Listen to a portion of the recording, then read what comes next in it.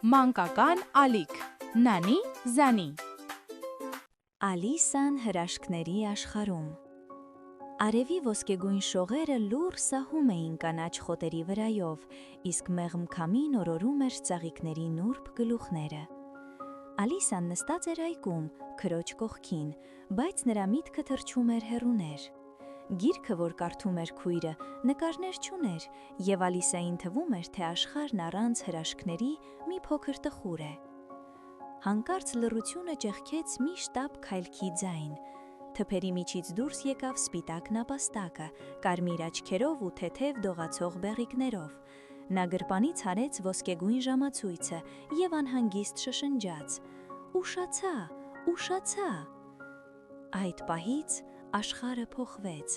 Ալիսայի սիրտը լցվեց հետաքրքրությամբ, եւ նա առանց երկմտելու հետևեց նապաստակին։ Մի ակնթարթ անց նա արդեն ընկնում էր խոր, անծայր փոսի մեջ։ Բայց դա սովորական անկում չէր, նա սահում էր օդի միջով, ինչպես փետուր։ Նրա կողքով անցնում էին գրքեր, հին քարտեզներ, դարակներ, մոմակալներ։ Ամեն ինչ թվում էր դանդաղ, խորհրդավոր ու կախարդական։ «Ուր եմ ես գնում», շշնջաց Ալիսան, զարմանքով լցված։ Երբ վերջապես նա փափուկ վայր ընկավ, իր առջև բացվեց մի երկար սրահ, լի փոքրիկ ու մեծ դռներով։ Յուրաքանչյուր դուռ կարծես մի գաղտնիք էր պահում։ Սրահի կենտրոնում ապակյա սեղան կար, որի վրա դրված էր փոքրիկ ոսկե բանալի։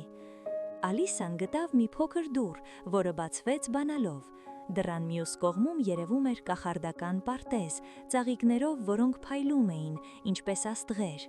բայց դուռը չափազանց փոքր էր։ Սեղանի վրա դրված էր մի շիշ, «Խմիր ինձ» գրությամբ։ Ալիսան մի պահ մտածեց, ապա համարձակորեն խմեց։ Հանկարծ աշխարհը մեծացավ, իսկ ինքը փոքրացավ։ Հետո գտավ մի փոքրիկ քաղցրավենիք, «Կեր ինձ» բառերով։ Նա կերավ եւ այս անգամ մեծացավ այնքան, որ գլխով դիպավ առաստաղին։ «Ինչ տարօրինակ աշխարհ է սա», զարմացավ նա։ Այդ աշխարհում ծառերը շշնջում էին, քամին երգում էր, իսկ ճանապարհները փոխում էին իրենց ուղղությունը։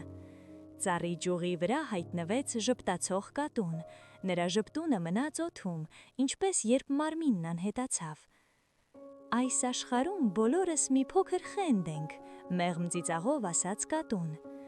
Ալիսան շարունակեց ճանապարհը եւ հասավ մի երկար սեղանի մոտ, որտեղ ժամանակը կարծես կանգ էր առել։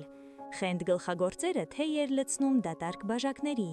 մարտյան նակաստակը անընդհատ տեղ էր փոխում, իսկ ժամացույցը ցույց էր տալիս նույն ժամը։ «Ժամանակը մեզանից նեղացել է», ասաց գլխագործերը։ Ալիսան ժպտաց։ Նա սկսում էր հասկանալ, որ այստեղ ամեն ինչ հնարավոր է։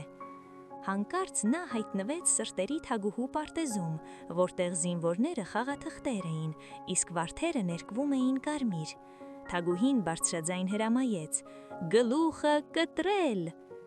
Բայց Ալիսան այլևս չէր վախենում, նրա սիրտը լցվել էր համարձակությամբ։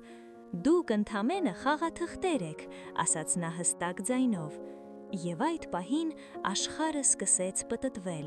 Քամին բարձրացավ, գույները խառնվեցին, ձայները դարձան շշուկ։ Ալիսան բացեց աչքերը, նա կրկին այգում էր։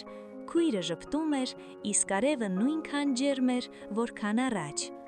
Բայց Ալիսայի ներսում ինչ-որ բան փոխվել էր։ Նրա սիրտը դարձել էր ավելի բաց, նրա երևակայությունը ավելի թևավոր, քանի որ նա արդեն գիտեր մի գաղտնիք։ Հրաշքները չեն ապրում հեռու աշխարհներում, նրանք ծնվում են այնտեղ, որտեղ ապրում է հավատը, երազանքը եւ մանկական սիրտը։